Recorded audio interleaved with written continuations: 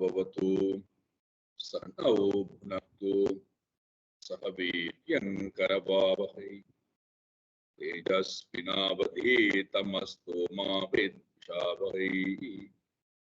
ॐ शान्ति शान्ति शान्ति। हरि ओम श्री गुरुभ्यो नमः।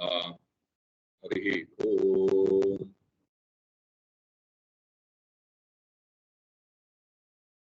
सच्चिदानंद रूपाय विश्वोत्पत्त्यादिहेतवे तापत्रय विनाशाय श्रीकृष्णाय वयं नमः। जन्माद्यस्य यतोऽन्वयात् इतरतश्चार्थेष्वभिज्ञस्वराट् तेने ब्रह्महृदाय आदिकवये मुह्यन्ति यत्सूरये तेजो वारिमृतां यथा विनिमयो यत्र त्रिसर्गो मृषा धाम्ना स्वेन सदा निरस्तकुहकं सत्यं परं धीमहि। धर्मप्रोज्झितकैतवोऽत्र परमो निर्मत्सराणां सतां वेद्यं वास्तवमत्र वस्तु शिवदं पापत्रयोन्मूलनम् श्रीमद्भागवते महामुनिकृते किं वा परैरीश्वरः सद्यो हृद्यवरोध्यतेऽत्र कृतुभिः शुश्रूषुभिस्तत्क्षणात् निगमकल्पतरोर्गलितं फलं मुखमुखादमृतद्रवसंयुतं पिबत भागवतं रसमालयं मुहुरहो रसिका भुवि भावुका नारायणं नमस्कृत्य नरं चैव नरोत्तमं देवीं सरस्वतीं व्यासं ततो जयमुदीरये। देवीं सरस्वतीं व्यासं ततो जयमुदीरये।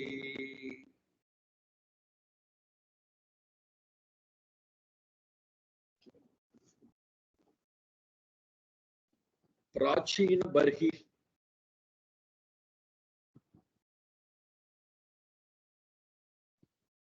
பிருத்துவனுடைய வம்சத்திலே வந்தவர்.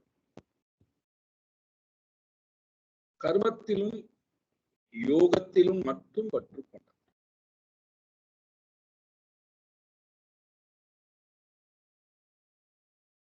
ஆத்மாவை அறிதல் அடைதல்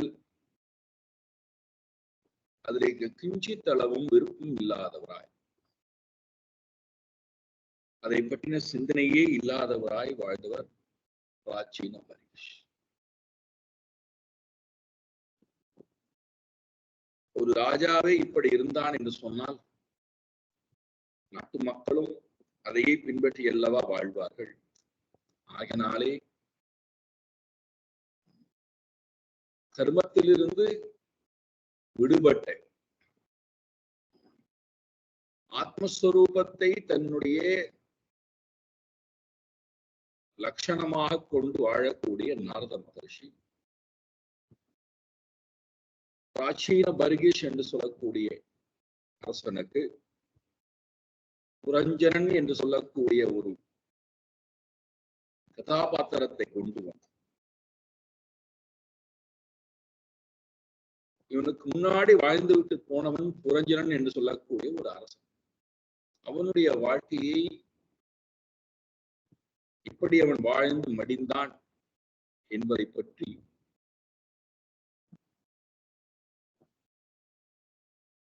கதைகளின் மூலமாக அவர் சொல்ல வரக்கூடிய கருத்தை ஆழமாக பதிய வைக்கிறார்.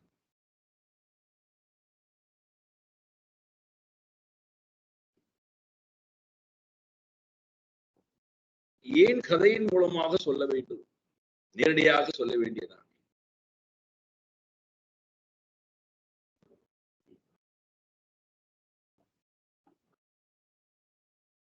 ஹிதமாக சொல்லுதல் என்பதுதான் ஹிதோபதேசம், புராணத்தினுடைய சிறப்பு. வேதத்தினுடைய சிறப்பு நேரடியாக சொல்வது. ரிபு சம்ஹிதா. நேரடியா ஒரு ராஜா கட்டளை இடுவதை போல இதை செய்யணும், அவ்வளவுதான். செய்யவில்லை என்றால் உனக்கு இது தண்டனை. அது மனிதர்களுக்கு இவ்வளவு கஷ்டம் இருக்குமே, இவர்களால் செய்ய முடியுமா முடியாது என்பதை பற்றி சிந்திக்க செய்யணும்.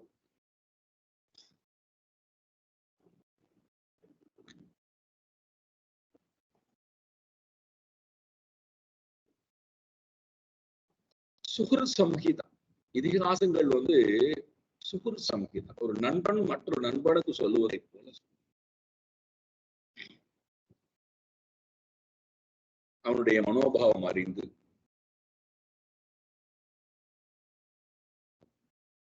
இப்படி சொன்னால் அவன் ஏற்றுக்குவானோ அந்த முறையிலே சொல்வது சுகுர் சம்ஹிதா. காத்தா சம்ஹிதா இருக்கின்றதே, அது சம்பவங்களை பற்றி சொல்லி நேரடியாக இவனுக்கு ஒரு விஷயத்தை சொல்லாமல் யாரோ ஒருவருடைய வாழ்க்கை முறையை சொல்லி அந்த வாழ்க்கை இவருடைய வாழ்க்கையோடு ஒப்பிட்டிருக்கிறார்.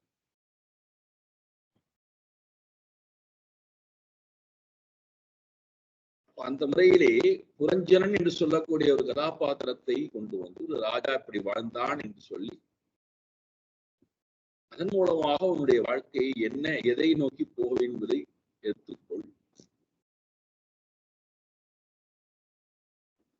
என்ன இந்த புரஞ்சனோபாக்கியானம், உபாக்கியானம் என்றால் கதை. புரஞ்சனன் என்றால் அஞ்சனம் என்றாலே கருமை, கருவிழி, அழுக்கு, வாசனா. புரஞ்சனம் என்றால் தொன்று தொட்டு வரக்கூடிய அஜ்ஞானம்.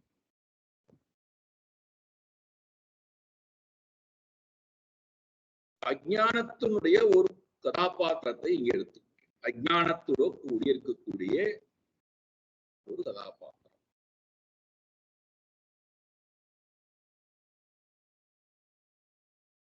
இந்த கதாபாத்திரம் என்ன செய்கிறது பாருங்க, நேரடியாகவே போய் விடுவோம். ஏன்னா அவரே எல்லாவற்றையும் சொல்றாங்க, நாம் எதையுமே புதிதாக சிந்திக்க வேண்டாம். அவர் போகின்ற போக்கிலேயே நாமும் போய் வரலாம். நாரத மகர்ஷி என்ன சொல்ல வருகிறார்? 2-3 பாடல்கள் பார்க்கும் போதே நமக்கு தெரிந்துவிடும். அதன் பிறகு நாம் நேரடியாக விசாரத்துக்கு ஆசீத் புரஞ்சனோ நாம ராஜா ராஜன் மிருகச்ரவாஹ தஸ்யா விஜ்ஞாத நாமாசீத் சகா விஜ்ஞாத சேஷ்டிதா. 2 பேரை அறிமுகப்படுத்துறார்.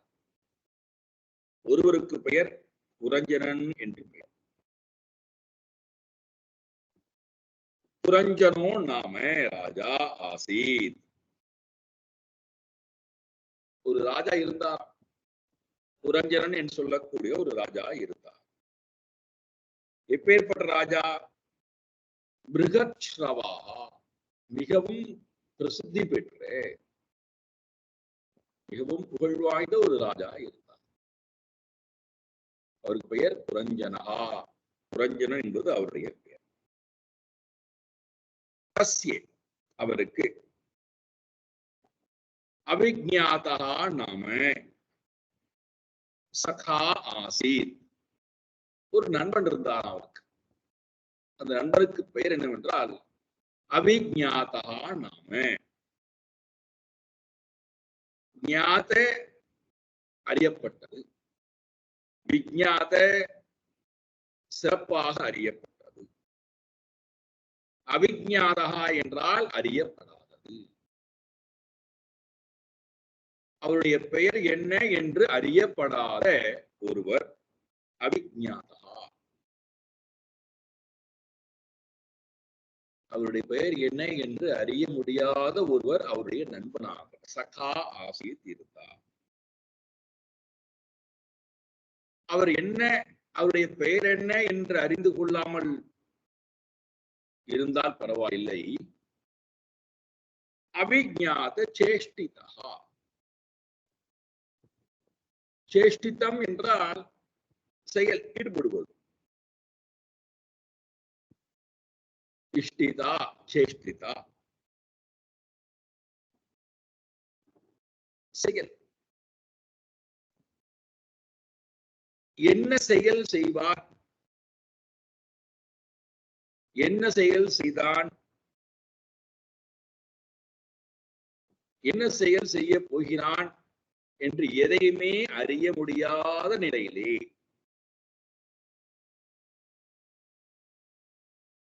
அவிஞாத சேஷ்டிதா, அவர் என்ன செய்து கொண்டிருக்கிறார் என்று அறிய முடியாத நிலையிலே ஒரு நண்பன் இருந்தார். ஒரு அழகான ஒரு அறிமுகமா இருக்கு. ஒருவர் புரஞ்சனன், அவருடைய நண்பர் அவிஞாத.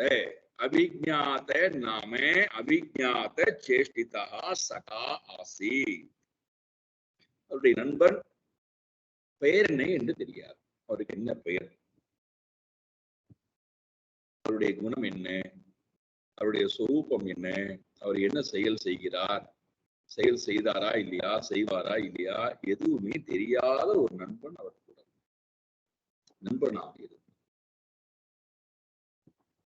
இரண்டு பேரை அறிமுகப்படுத்திட்டார். புரஞ்சனோ நாம அவிஞாத நாம. சரி, இதுல இந்த புரஞ்சன் என்ன செய்கின்றாராம், சோன்வேஷமான சரணம் பப்ராம பிருத்திவீம் பிரபு நானுரூபம் யதா விந்தது அப்ருத்ஸ அப்ருத்ஸ விமனாயிவ. இதுல இந்த அரசன் என்ன செய்கிறான், சகா பிரபு அந்த அர்த்தம். சரணம் அன்வேஷமான, முக்கியமான இடம், நம்மை சிந்திக்க தூண்டுகின்ற இடம். சரணம் புகலிடம், இலக்கு, தான் அடைய வேண்டிய இலக்கு, தனக்கு உரிய இலக்கை இருப்பிடத்தை அன்வேஷமானகா தேடிக்கொண்டே போகின்றான். அன்வேஷமாக என்றால் தேடிக்கொண்டு, எங்கே தேடுகிறான், பிருத்திவி பப்ராம எல்லா லோகத்தையும் தேடிக்கொண்டே ஒவ்வொரு லோகமாக போய் பூமியை முழுமையாக சுற்றி தனக்கு உரிய இடத்தை, தனக்கு உரிய இலக்கை அவன் தேடிக்கொண்டே போகிறான். சரி, அதனால என்ன ஆயிடுத்து, யதா அனுரூபம் ந விந்தது, தன்னால் தனக்கு உரிய இடத்தை அவனால் பார்க்க முடியவில்லை. அனுரூபம், தனக்கு உரிய ஸ்தானத்தை, தனக்கு உரிய இடத்தை ந விந்தத அவனால் அடைய முடியவில்லை, அறிய முடியவில்லை. இன்னும் தேடிக்கொண்டே இருக்கிறான், தனக்கு உரிய இடத்தை இன்னும் தேடிக்கொண்டே இருக்கிறான்.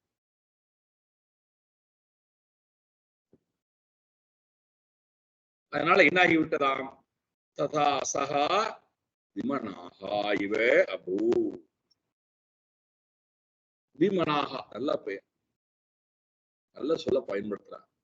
அதனால அவனுக்கு என்ன ஆகிவிட்டதாம், பூமியை சுற்றி கொண்டே வந்த காரணத்தினாலே மனமானது விமனாகா விகதமனாகா, மனம் தன் நிலையிலிருந்து விலகி, அமைதியான நிலையிலிருந்து விலகி, வருந்தியவன் வருந்திய மனம் உடையவனாய் விமனாகா இவ அபூத், சோகம் என்பது அவனிடத்திலே குடிகொண்டு விட்டது.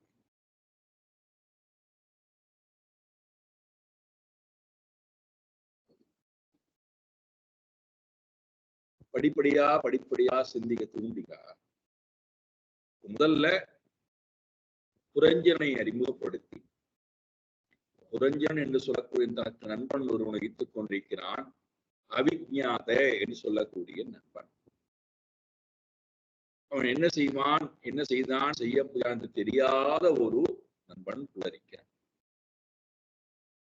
இந்த நண்பனை ஒதுக்கி வைத்துவிட்டு இந்த ராஜா என்ன செய்கிறார்? தனக்கு உரிய இடத்தை தேடிக்கொண்டு போகிறார். பூமியிலே தனக்குரிய ஸ்தானத்தை, சரணம், புகலிடம் அடைதல்.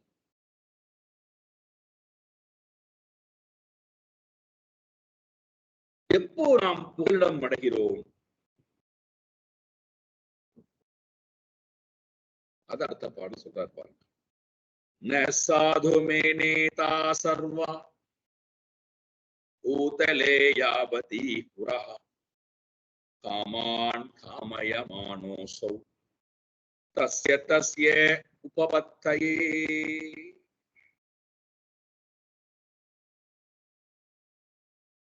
ஒவ்வொரு இடமாக சென்று தனக்கு உரிய இடத்தை, தனக்கு உரிய புகலிடத்தை தேடுகிறான் அல்லவா? இது தனக்கு உரிய இருப்பிடமாக இருக்குமா? இங்கே நாம் சந்தோஷமாக வாழ்ந்து விடுவோமா? இது தனக்கு சந்தோஷத்தை கொடுத்து விடுமா என்று ஒவ்வொரு இடத்தையாக போய் தஞ்சம் அடைகின்ற ஜீவன் கொஞ்சனன். காமான் காமயமானான். தனக்கு வேண்டியவைகளை, காமான் தனக்கு வேண்டியவைகளை, தான் விரும்பிய வஸ்துக்களை, அர்த்த காம புண்ணியம், இந்த மூன்று எல்லாத்தையும் ஒண்ணு தான். தனக்கு வேண்டிய இந்த மூன்றையும் காமான் காமயமானகா அடைய விரும்புகின்ற ஜீவன் விரும்பியவற்றை அடைய விரும்ப ஆசைப்படி. யாரு? புரஞ்சனகா நாம ராஜா. அசௌ பூத்தலை, அதற்காக என்ன செய்கிறான்? அசௌ பூத்தலை, இந்த பூலோகத்துல எல்லா இடத்திலும் சென்று, பூத்தலே எல்லா இடத்திலும் சென்று அத்தனை இடங்களிலும் போய் யாவதீஹி புரா, எங்கெங்கெல்லாம் நகரங்கள் இருக்கிறதோ அங்கே போய் என்னென்னலாம் சுகங்கள் இருக்கிறதோ எல்லா சுகத்தையும் அடைய விரும்பியவனாய்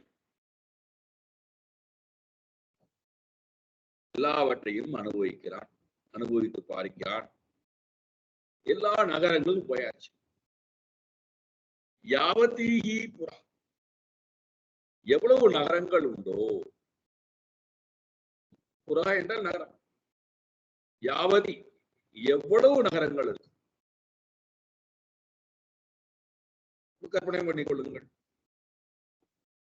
இந்தியா என்று எடுத்துக்கொண்டோம் என்றால், பாரத நாடு என்று எடுத்துக்கொண்டோம் என்றால் 28 மாநிலங்கள், 8 யூனியன் பிரதேசங்கள். இப்படி ஒவ்வொரு நாட்டுக்கும் இத்தனை மாநிலங்கள், இத்தனை யூனியன் பிரதேசங்கள் என்று ஒவ்வொரு நாட்டுக்கும் இருக்கிறது, ஒவ்வொரு தேசத்துக்கும் இருக்கிறது. எல்லா நகரங்களிலும் போய் எல்லா சுகத்தையும் பார்த்தாச்சு, எல்லா சுகத்தையும் விரும்பி அடைந்து அனுபவித்தும் ஆகிவிட்டது. கடைசியில இந்த புரஞ்சன் என்ன முடிவுக்கு வருகிறான்? சர்வா, அவை எல்லாம், தான் அனுபவித்தவை அனைத்துமே தஸ்ய தஸ்ய உபபத்தையே, எது எது எல்லாம் என்னால் அனுபவிக்கப்பட்ட, உபபத்தை என்றால் அனுபவிக்கப்பட்ட, தஸ்ய தஸ்ய அந்தந்த விருப்பங்களை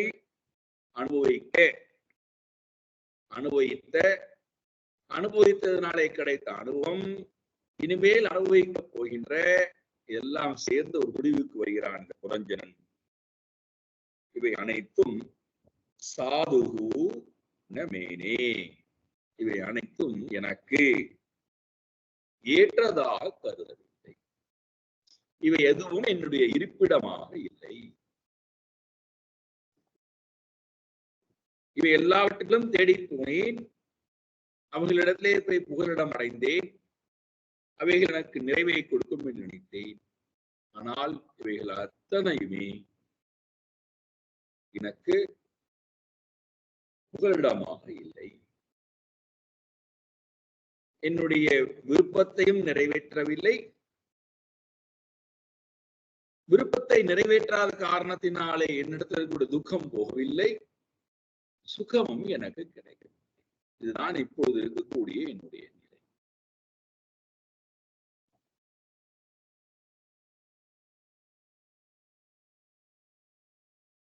அதனால என்ன ஆகிவிட்டது? ஜீவன் மீண்டும் மீண்டும் எப்படியாவது காமான் காமயமான் விரும்பியவற்றை அடைந்து விட வேண்டும் என்கின்ற எண்ணம் உடையவனாய் மீண்டும் மீண்டும் மீண்டும்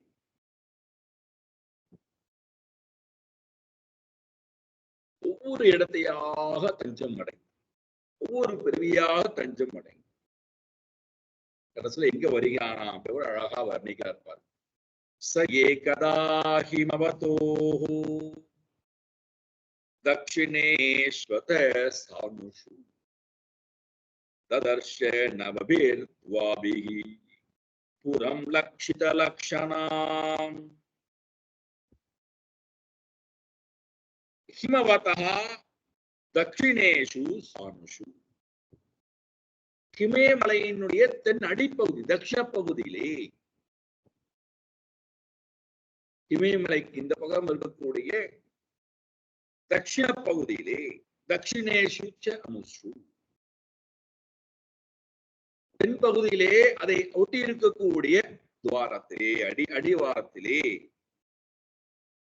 நவபிகி துவாபிகி 9 வாயில்கள் கொண்டிருக்கக்கூடிய,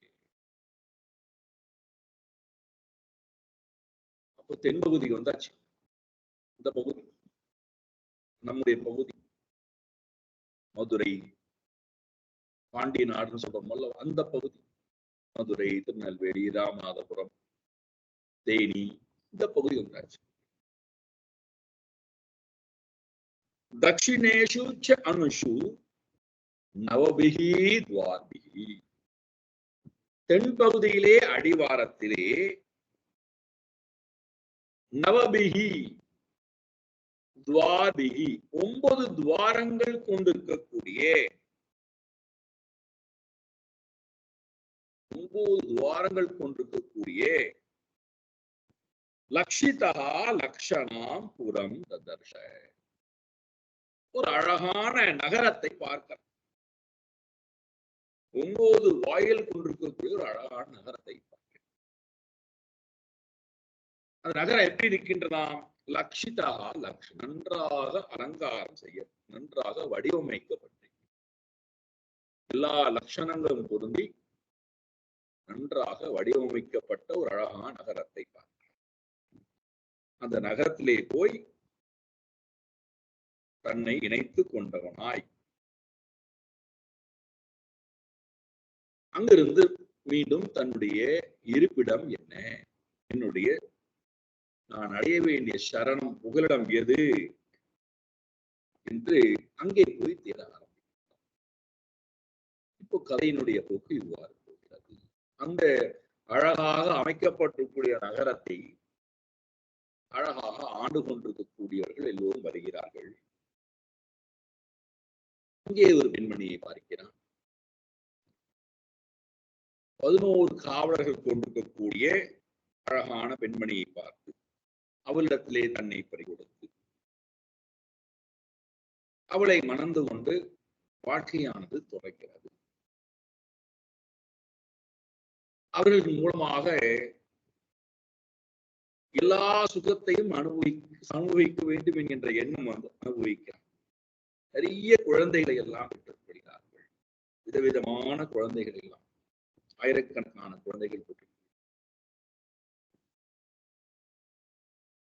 இப்படி அவனுடைய காலமானது உண்டு. அவள் சொல்லுகிறாள், அவளிடத்திலே மயங்கவள் அவள் சொல்கிறாள், என்னை நீங்கள் ஏற்றுக்கொள்வதாக இருந்தால் உங்களோடு சேர்ந்து நான் எல்லா இன்பத்தையும் கொடுப்பதற்கு தயாராக இருக்கிறேன். இல்லற இன்பமே சிறந்த இன்பம், மக்கள் இன்பமே சிறந்த இன்பம், பொருள்கள் இன்பமே சிறந்த இன்பம், புகழ் என்பது ரொம்ப ரொம்ப முக்கியமானவை. இது எல்லாம் சாதுக்களுக்கு புரியாது. ஆகையினாலே இந்த இன்பத்தை எல்லாம் உங்களுக்கு நான் கொடுக்க தயாராக இருக்கிறேன். இந்த உலகத்திலே எது சிறந்த வாழ்க்கை என்றால் அவள் சொல்கிறாள் புரஞ்சனிடத்திலே, பித்ருதேவர்ஷிமத்யானாம் பூதானாம் ஆத்மனஷ்சஹ க்ஷேம்யம் வதந்தி சரணம் பவேஸ்மின் அங்கஹாத்ரம். இந்த உலகத்திலே முன்னோர்கள், சம்சார உலகத்திலே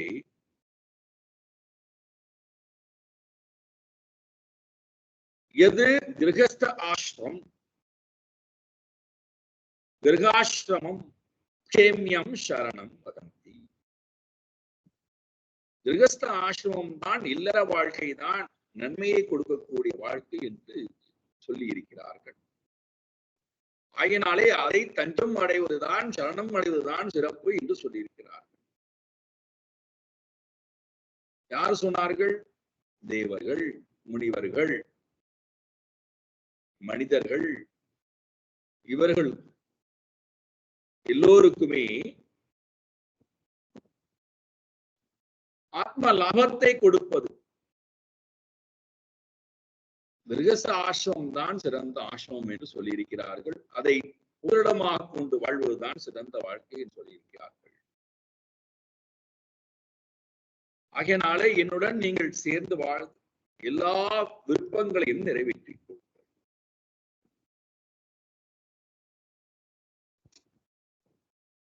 என்று சொல்லி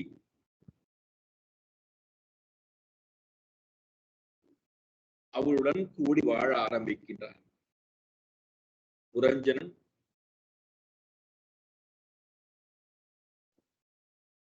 இப்ப என்னுடைய வாழ்க்கை முறையானது எப்படி போகின்றது? எல்லாவற்றையும் சரணம் அடைந்து, எல்லா நகரத்தையும் சரணம் அடைந்து,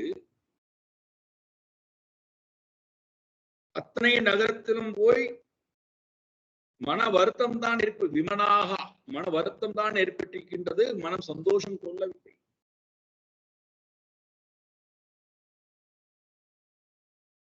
இருந்தும் என்ன செய்கின்றான்? தன்னுடைய சரணத்தை, புகலிடத்தை தேடிக்கொண்டே, எல்லா இடத்திலும் தேடிக்கொண்டே. எந்த மனைவி உனக்கு சந்தோஷத்தை கொடுக்கிறேன் என்று சொன்னாலோ அந்த மனைவியை விட்டுவிட்டு இன்னும் தனக்கு புகலிடம் என்ன, நான் எதை சரணம் அடைந்தால் தனக்கு சந்தோஷம் கிடைக்கும் என்று நினைத்துக் கொண்டு மீண்டும் அதை தேடிக்கொண்டு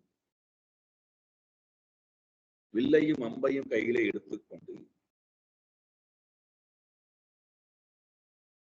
ரொம்ப அழகா ஒரு கவிதை நயத்திலே இந்த ஜீவன் எப்படி எதை நோக்கி போகிறது என்பதை வர்ணிக்கிறார். சயே கதா மகேஸ்வாசு ரதம் பஞ்சாஸ்வமாசுகம் தீபம் திச்சக்ரமேகாட்சம் திரிவேணும் பஞ்சபந்துரம் ஏகரஸ்மியேகதமனம் ஏகநீடம் த்விக்ருபரம் பஞ்சப்ரஹரண சப்த வருதம் பஞ்சவிக்ரமம் கைமோபஸ்கரமாருக்ய ஸ்வர்ணவர்மாக்ஷயே சுதிஹி ஏகாதச ஏகாதச ஏகாதச சமூநாதः பஞ்சப்ரஸ்தமகாத்வனம். இந்த புரஞ்சனன் ஒரு நாள் என்ன செய்கிறான்?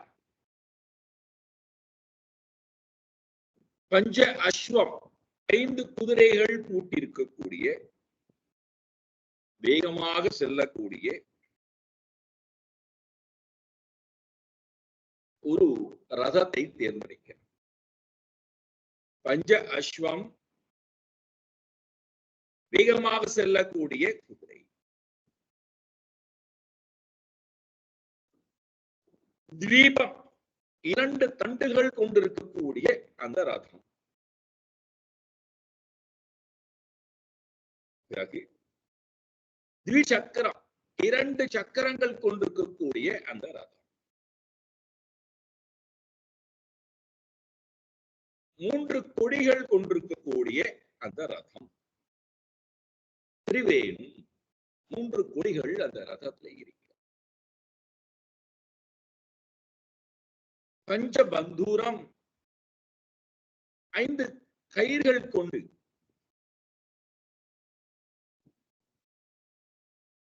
ஒரு கடிவாளம், ஒரு பாகன், இவைகளை கொண்டு ராஜா அமர்வதற்குண்டான ஒரு சிம்ஹாசனம், அதற்கு ஒரு பீடம், இவைகள் அமைக்கப்பட்டு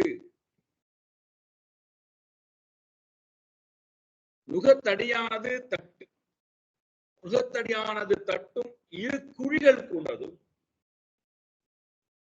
திரிகூபரம்,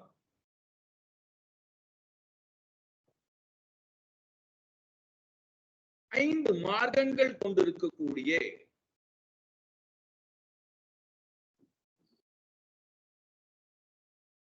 இடத்தை நோக்கி இந்த புரஞ்சனன் போகிறான். 7 கவசங்கள் அணிந்து கொண்டு,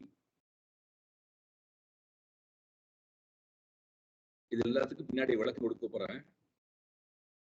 இந்த ஜீவன் எப்படி போகிறது, புரஞ்சனன் எங்கே போய் எதை நோக்கி போகிறான்றதற்கெல்லாம் இந்த அறிமுகப்படுத்துறார், பின்னாடி விடை கொடுக்க போறார். 7 கவசங்கள் கொண்டு 5 விதமான போக்கு உடையவனாய் தங்க அணிகலன்களை எல்லாம் அணிந்து கொண்டு ஒரு உயர்ந்த ரதத்திலே தங்க கவச்சம் பூண்டவனாய்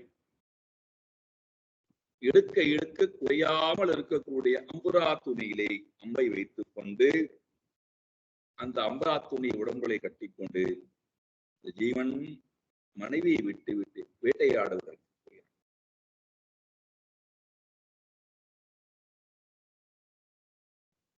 வேட்டையாட போனவன் தன்னுடைய மனைவியை மறந்து அங்கே இருக்கக்கூடிய மக்களுடன் பழக ஆரம்பித்து அவர்களின் மூலமாக நிறைய குழந்தைகளை எல்லாம்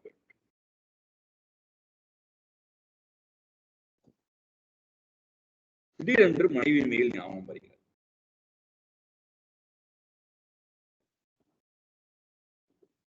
மனைவியை பற்றி விசாரிக்கின்றான்.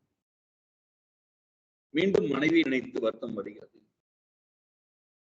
ஓடோடி வருகிறான். மனைவியை சந்தோஷப்படுத்துகிறான்.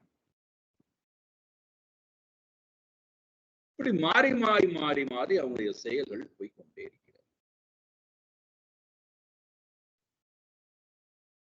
இதனுடைய நிலை என்ன? இப்ப இதனுடைய நிலை என்ன ஆகிவிட்டதாம்? இவ்வாறு வாழ்ந்த இந்த புரஞ்சனுக்கு ரொம்ப அழகா வர்ணிக்கிறார்.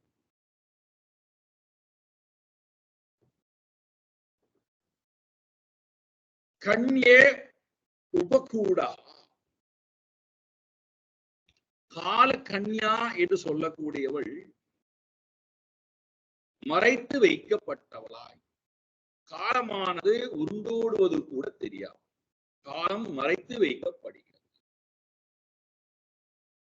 இது முதல் தோஷம். என்னுடைய ஸ்தானம் என்ன என்று அறிந்து கொள்ள தெரியாத ஒரு ஜீவனுக்கு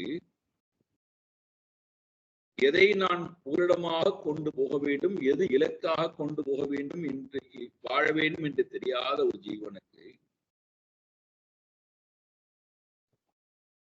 காலம் வேகமாக உருண்டோடுவதை கூட அறிந்து கொள்ள முடியாத ஒரு நிலைக்கு அந்த ஜீவன் தர வேகமாக காலம் உருண்டோடி வருகிறது. எதிரிடத்திலே தன்னுடைய ஸ்தானத்தை தேடி தேடி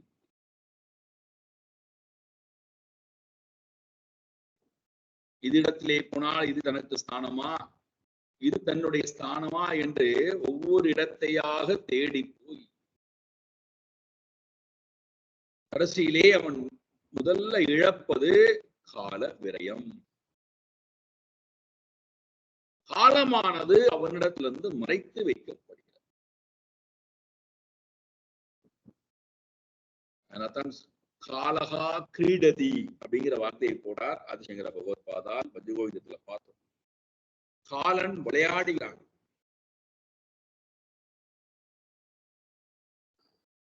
காலம் எவ்வளவு வேகமாக கழிகிறது, எவ்வளவு வேகமாக நம்மிடத்திலிருந்து அபகரிக்கப்படுகிறது. காலத்தை பற்றின சிந்தனையே இல்லாமல் எவ்வளவு வேகமாக நாம் நகர்த்தப்பட்டிருக்கின்றோம். அதை பற்றின அறிவே வரதில்லை.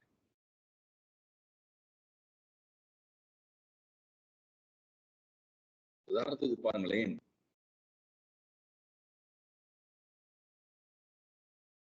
சித்தபாரிக்கு நாங்கள் கேம்புக்கு போனோம். சென்ட்ரல் ரயில்வே ஸ்டேஷன்ல எல்லோரும் ஏரியாகிவிட்டது என்று உறுதிப்படுத்த எல்லாரும் உள்ள உட்கார்ந்தோம். அவர்களிடத்தை உட்கார்ந்தோம். நடைமேடையை விட்டு ரயிலானது நகர்ந்து கொண்டு போய் ஒரு கிலோமீட்டர் தூரம் அது நகர்ந்தாகிவிட்டது. பேசி பிரிட்ஜ் வரைக்கும் வந்தாச்சு. எனக்கு நடைமேடையிலிருந்து ஒரு அழைப்பு வருகிறது. நான் இங்கே நின்று கொண்டிருக்கிறேன், என்னையும் அழைத்துக் கொள்ளுங்கள். யாரான்னு பார்த்தா தூத்துக்குடியில ஒருத்தர் வந்திருக்காரு. அவ்வளவு நேரம் நடைமேடையிலே ரயில் நின்று இருக்கிறது. அங்கேதான் எல்லா விதமான பொருள்களும் வாங்குவதற்கு உண்டான உணவுப் பொருள்களோ தண்ணியோ நமக்கு தேவையான பொருள்கள் வாங்குவதற்கு கடையும் இருக்கிறது. அவ்வளவு நேரம் இறங்கி போய் வாங்கணும்னு தோணாத அந்த மனிதருக்கு ரயில் கிளம்பக்கூடிய நேரத்துல கிளம்பி வெளியிலே போகக்கூடிய நேரத்துல இறங்கி வாங்கணுங்கிற எண்ணம், போய் வாங்கி விட்டு உடனடியா வரணுங்கிறது கூட இல்லை. அங்க நின்று கொண்டு பேசிக்கொண்டே இருக்கிறார்.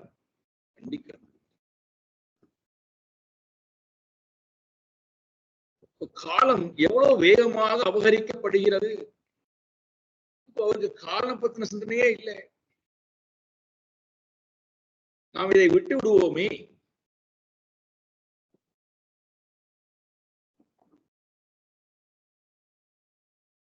எது என்னுடைய சரணம் என்று தெரியாத போது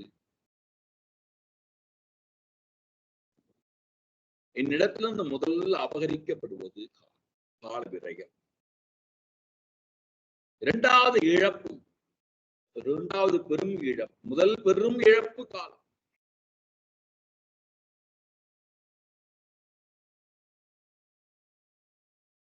அதனால்தான் நமக்கு ரொம்ப சுருக்கமா சொல்லிட்டார் 4 அடியில.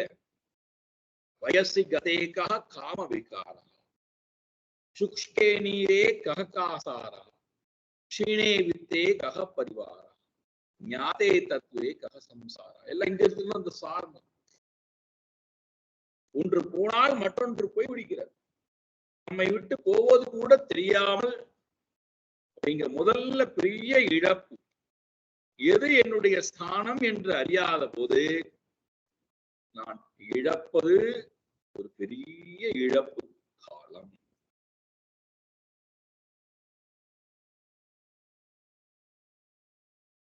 இருந்துட்டு போட்டு என்னால பின்ன உங்களுக்கு அப்படின்னு நீங்க கேட்கலாம். காலம் வேகமாக உருண்டோடுவது தெரியாமலேயே நம்முடைய வாழ்க்கை போய்விட்டது. மீண்டும் போன காலம் தெரிந்து வரப்போவது இல்லை. கதகாலா புனகான உபைதி. காலம் நம்மை விட்டு போய்விட்டால் அந்த போன காலம் மீண்டும் திரும்பி வரா. அடுத்த காலம் தான் வரும். நம்மை தொட்டு விட்டு போன ஜலம் எப்படி அழிந்து விட்டதோ, வேறொரு ஜலம் தான் வருகிறதோ, அதே போல கடந்து போன காலம் நம்முடைய அறிவுக்கே வராமல் இருக்கக்கூடிய காலம் மீண்டும் திரும்பி வரப்போவது.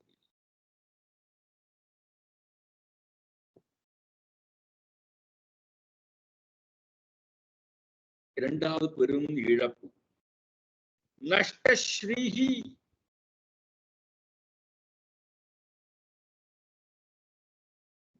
செல்வமானது பெரும் நஷ்டமானது எப்படி? ஸ்ரீ என்றால் செல்வம். பெரும் செல்வத்தை இழந்து நம்முடைய ஸ்தானத்தை தேடிக்கொண்டே இருக்கிறோம், இருப்பிடத்தை தேடிக்கொண்டே இருக்கிறோம். அதுக்கு நான் கொடுத்த விலை என்னடான்னா செல்வம், நிறைய செல்வம். எல்லா செல்வத்தையும் சேர்த்துக்கணும், பணம் மட்டும் அல்ல. ஆரோக்கிய செல்வம், அமைதி செல்வம், சந்தோஷ செல்வம், புத்திர செல்வம், கலத்திர செல்வம், எல்லா செல்வத்தையும் எடுத்துக்கொள்ளும். நஷ்டஸ்ரீ, பெரும் செல்வத்தை இழந்து இன்னும் என்னுடைய ஸ்தானத்தை தேடிக்கொண்டே இருக்கிறேன். இங்கே எனக்கு அமைதி கிடைக்காதா? இங்கே என்னுடைய துக்கம் போகாதா? இதுல எனக்கு துக்கம் போய்விடாதா?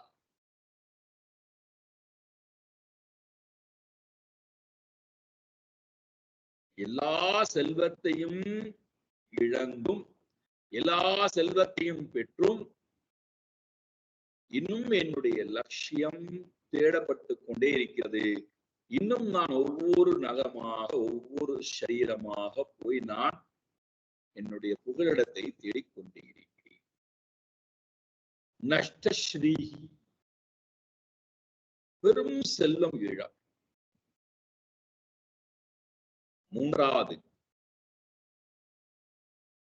இதெல்லாம் எவ்வளவு லாஜிக்கா எவ்வளவு பிராக்டிக்கலா பேசுகிறார் பாருங்க. மூன்றாவது, கிருப்பனாக. நான் எப்படி வாழ்கிறேன் என்றால் கிருப்பண பாவத்துடன் வாழ்கிறேன். ஒரு கோழையாக நான் வாழ்கிறேன். கிருப்பணன் என்றால் தமிழ்ல கஞ்சத்தனன் சொல்லுவோம். பெரும் செல்வங்கள் இருந்தும் தன்னிடம் அந்த செல்வம் இருக்குன்னே தெரியாமல் ஒருவன் வாழ்ந்தால் எப்படி அவன் கஞ்சனாக வாழ்கிறானோ அல்லது ஏழையாக வாழ்கிறானோ, அதே போல என்னுடைய ஸ்தானம் என்ன, அது எங்கே இருக்கின்றது என்று அறிந்து கொள்ளாத வரை நான் கிருப்பணனாக வாழ்வேன், கோழையாக வாழ்வேன்.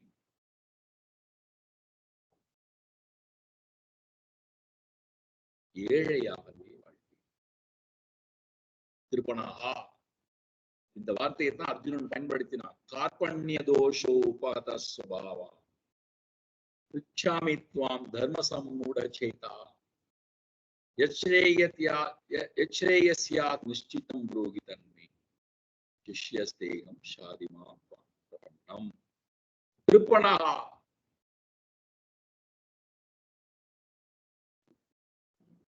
எல்லா செல்வங்களும் இருந்தும் அதை தானும் அனுபவிக்காமல் எப்படி அதை கொடுத்து மற்றவர்களுக்கும் தனக்கும் சந்தோஷத்தை ஏற்படுத்திக் கொள்வது என்று தெரியாமல்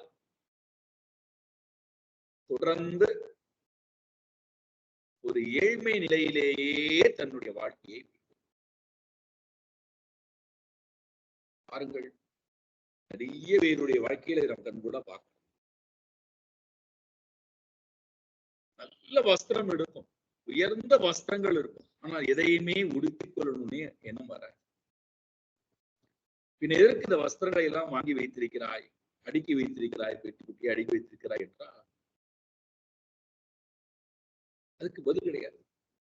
இன்னும் புதிய வஸ்திரங்களை வாங்கிட்டே ஏதாவது ஒன்றை எடுத்து உடுத்திக் கொள்கிறாயா?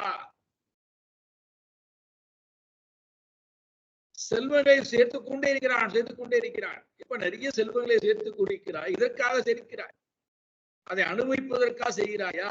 அனுபவிக்க மாட்டேன்.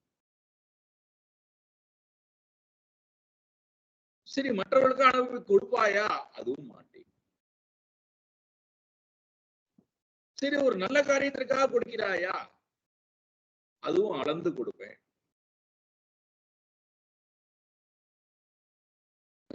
என்னத்தான் வேண்டும்?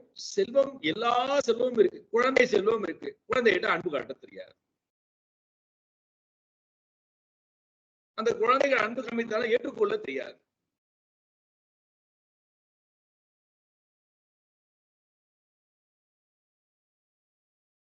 எளியவனாகவே, கிருப்பணனாகவே, கார்பண்ய தோஷம் உடையவனாகவே நான் வாழ்வேன்.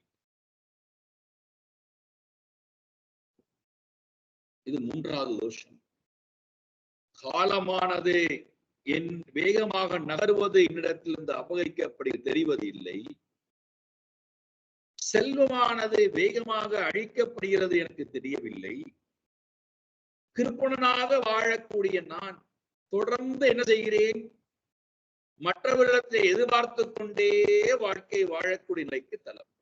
அதான் இந்த கிருபத்தன்மையினுடைய வெளிப்பாடு.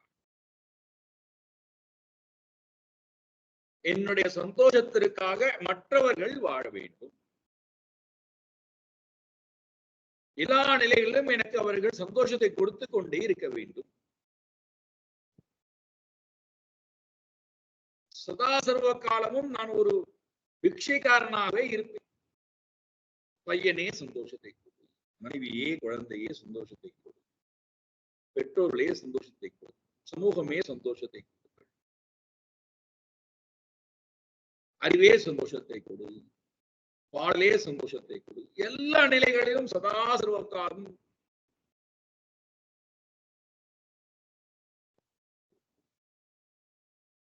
கார்பண்ய பாவம், கிருப்பண பாவம், இது மூன்றாவது பெரும் தடை. என்னுடைய ஸ்தானம் என்ன, என்னுடைய நான் அடைய வேண்டிய புகலிடம் என்ன என்று அறிந்து கொள்ளாத வரை இந்த ஜீவனுக்கு மூன்றாவது பெரும் இழப்பு கிருப்பணகா. நான்காவது கிரேட்டஸ்ட் இழப்பு, ரொம்ப பெரிய இழப்பு என்னடானா நஷ்ட பிரஜா விஷய ஆத்மகா நஷ்ட பிரஜா. விஷய ஆத்மகா நஷ்ட பிரஜா. விஷயத்திலேயே தொடர்ந்து இந்த ஜீவன் ஈடுபட்ட காரணத்தினாலே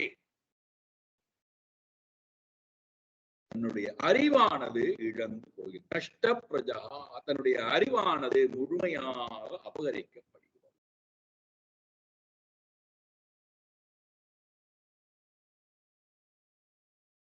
புத்தி நாசம், அறிவானது செயலற்ற நிலைக்கு போய்விடுகிறது. அறிவு முழுக்க என்னடா இருக்கணும்னா மோகம் தான் இருக்கும். மோகத்தினுடைய வெளிப்பாடுதான் சோகம். அறிவுக்கு 5 விதமான லட்சணம் சொல்கிறார். அந்த 5 போயிடும்.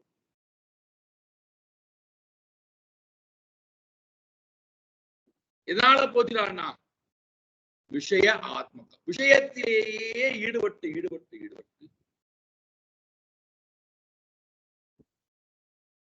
நஷ்ட பிரஜா,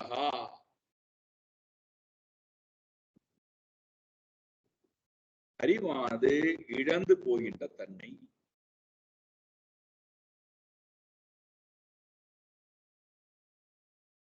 சிந்திக்கக்கூடிய ஆற்றல் போய்விடும்.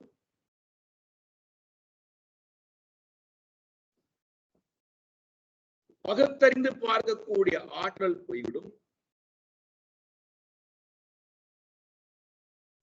முடிவெடுக்கக்கூடிய ஆற்றல் போய்விடும்.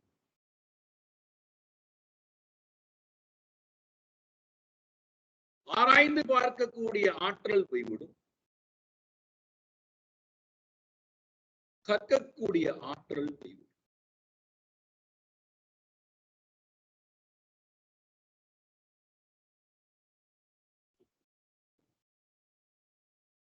எதனால் போனது?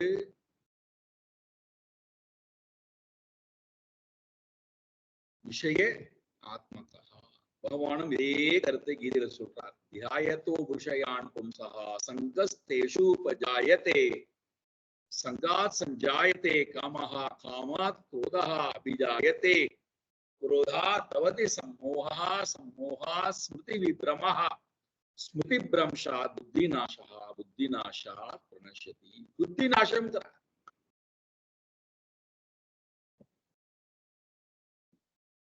புத்தி நாசம் ஆகிவிட்டது என்றால் மிருகமும் புத்தி நாசமான ஜீவனும் ஒன்றுதான். ஏன்னா மிருகத்திற்கு என்ற எந்த ஒரு இலக்கும் கிடையாது.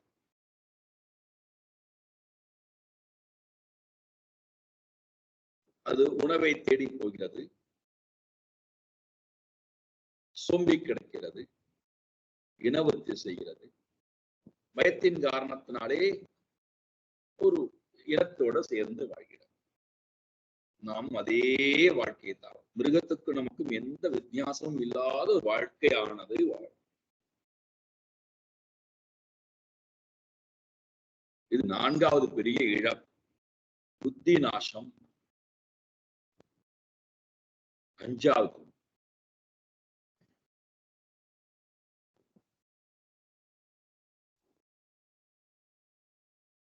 ஹிருதைஹி ஐஸ்வர்யா, ஹிருதைஸ்வர்யா.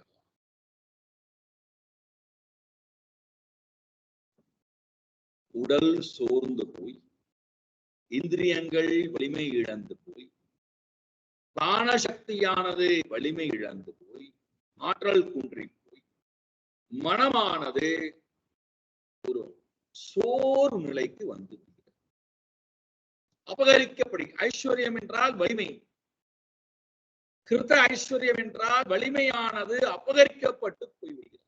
உடல் வலிமை, மனோ வலிமை, பிராண வலிமை, இந்திரிய வலிமை, அறிவு வலிமை, எல்லா வலிமையும் முழுமையாக அபகரிக்கப்படுகிறது.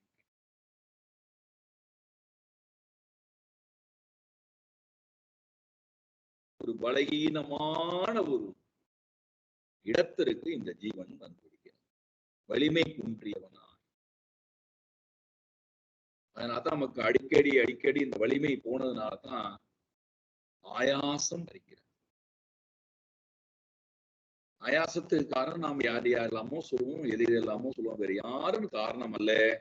என்னுடைய ஸ்தானம் என்ன என்று கண்டுபிடிக்காததுனால உண்டான வெளிப்பாடு பெரிய சோறு, ஒரு மன வலிமை இல்லாத தன்மை, உடல் வலிமை இல்லாத தன்மை.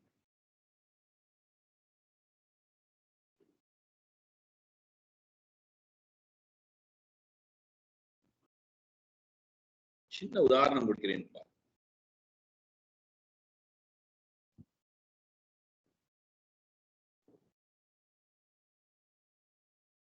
இதுதான் என்னுடைய ஸ்தானம் என்று லௌகிக்கத்தை எடுத்துக்கொள். இதுதான் என்னுடைய ஸ்தானம் என்று எனக்கு கண்டுபிடிக்க முடியாத வரை என்னுடைய மனம் பலகீன மனமாக இருக்கிறது. இதுதான் என்னுடைய ஸ்தானம் என்று கண்டுபிடித்து விட்டால் அதை வைத்துக் கொண்டு நான் எல்லா துறைகளிலும் செம்மை உடையவனாக நான்.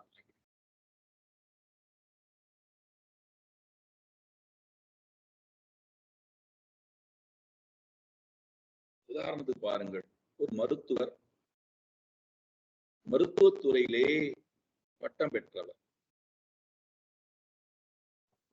ஆனால் அவருக்கு அந்த மருத்துவத்துறை அவருடைய ஸ்தானமாக இல்லை. ஆனா இப்போ என்ன பண்றார், மருத்துவத்துறை தனக்கு ஸ்தானம் இல்லை என்பதை அந்த ஒவ்வொரு முறையும் அந்த மருத்துவத்தை பயிற்சி செய்யும் போதெல்லாம் அவருக்கு சந்தோஷம் இல்லை, மன நிறைவு இல்லை. படித்து விட்டோம், இந்த துறையிலே இருக்கிறோம், அதற்காக நான் இந்த வேலையை செய்கிறேன், பணம் வருகிறது அப்படிங்கிற எண்ணம் தான் இருக்கு. அவர் மன நிறைவு என்பது இல்லை. ஒருவேளை அந்த மருத்துவர் ஒரு சமூக சேவகராக அல்லது ஒரு நல்ல நடன கலைஞனாக, தன்னுடைய ஸ்தானம் நடனக்கலை என்று சொன்னால் அதுதான் தன்னுடைய ஸ்தானம் என்று அவர் கண்டுபிடித்து விட்டார். அந்த துறையிலே அவர் ஒலிக்க ஆரம்பிக்கிறார். இந்த இதையும் சரியாக செய்கிறார், மருத்துவத்துறையிலையும் சரியா செய்கிறார், அதையும் சரியா. ஏன்னா தன்னுடைய ஸ்தானம் என்ன என்று கண்டுபிடித்து விட்டு அதுல அவருக்கு ஒரு சந்தோஷம், மன நிறைவு வந்து அதனால ஏற்பட்ட மன அமைதி, மன வலிமையை கொண்டு வருகிறது. அதன் மூலம் மற்ற துறையிலும் அவர் சிறப்புடையவராக இருக்கார். இது உதாரணத்துக்காக. இது அவருக்கு நிறைவை கொடுக்குமா, சந்தோஷத்தை கொடுக்குமான்னு கொடுக்காது. ஏன்னா இதுல உலகத்துல இருக்கக்கூடிய எந்த ஒன்றும் நிறைவை கொடுக்க போதும். ஆனால் இதுதான் தன்னுடைய ஸ்தானம்னு கண்டுபிடிப்பதற்கே இதைத்தான் பகவான் சுதர்மம்ங்கிறார். சுதர்மமானது உயர்ந்தது, பரதர்மமானது பயத்தை கொடுக்கக்கூடியது. எது என்னுடைய ஸ்தானம் என்று நான் கண்டுபிடித்தால்தான் அதை ஒட்டி மற்ற கர்மத்தையும் நான் செய்ய முடியும். இது என்னுடைய ஸ்தானம் அல்ல அப்படின்னா நான் அந்த துறையிலே உயர்ந்த பதவியில கூட இருக்கலாம், கோடிக்கணக்கிலே பணத்தை நான் சம்பாதிக்கலாம், ஆனா அது எனக்கு எப்போதும் நிறைவேறும். அது என்னுடைய ஸ்தானம் அல்ல.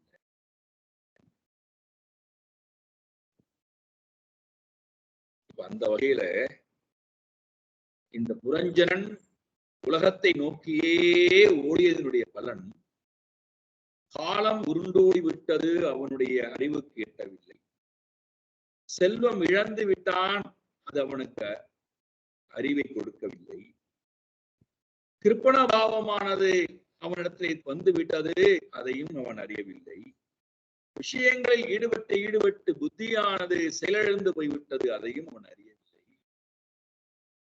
ஐந்தாவதாக ஐஸ்வர்யம், வலிமையும் இழந்து சந்தோஷமும் இழக்கப்பட்டிருக்கிறது. சோர்வு அடைந்த மனம் உடையவனாக இருந்தான்.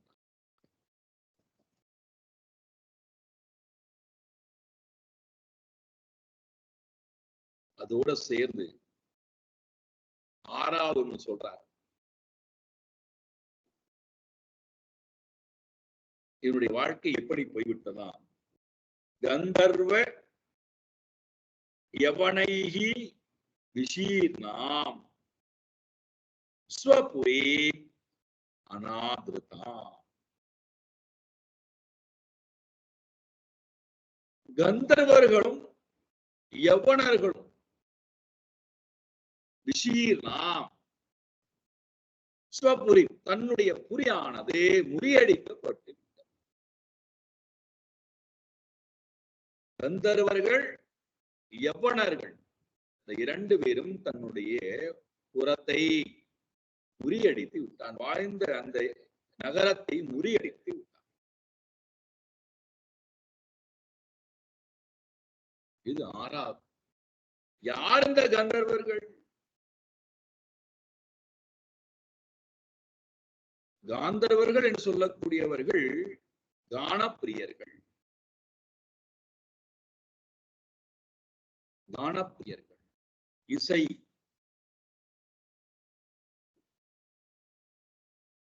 காதும் கண்ணும் நாக்கும் உடலுக்கு மட்டும் பிரதானம் கொடுக்கக்கூடியவர். அதுல முக்கிய 3: காது, கண்ணு, நாக்கு.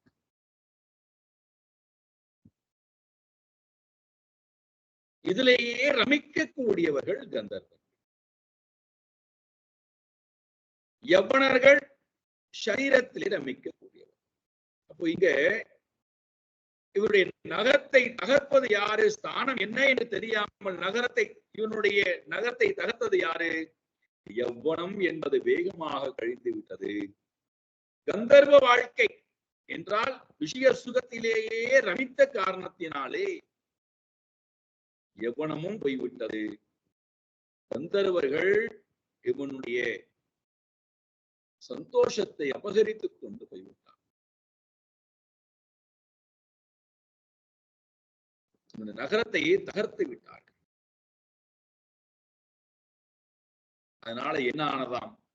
சாயங்காலம் வாருங்கள், என்ன ஆனது என்பதை பார்ப்போம் சொல்றார். சாயங்காலம் ஓம் பூர்ணமத பூர்ணமிதம் பூர்ணாத் பூர்ணமுதச்யதே பூர்ணஸ்ய பூர்ணமாதாய பூர்ணமேவாவசிஷ்யதே. ஓம் சாந்தி சாந்தி சாந்தி. ஹரி ஓம் ஸ்ரீ குருभ्यो நமः. ஹரி ஓம்.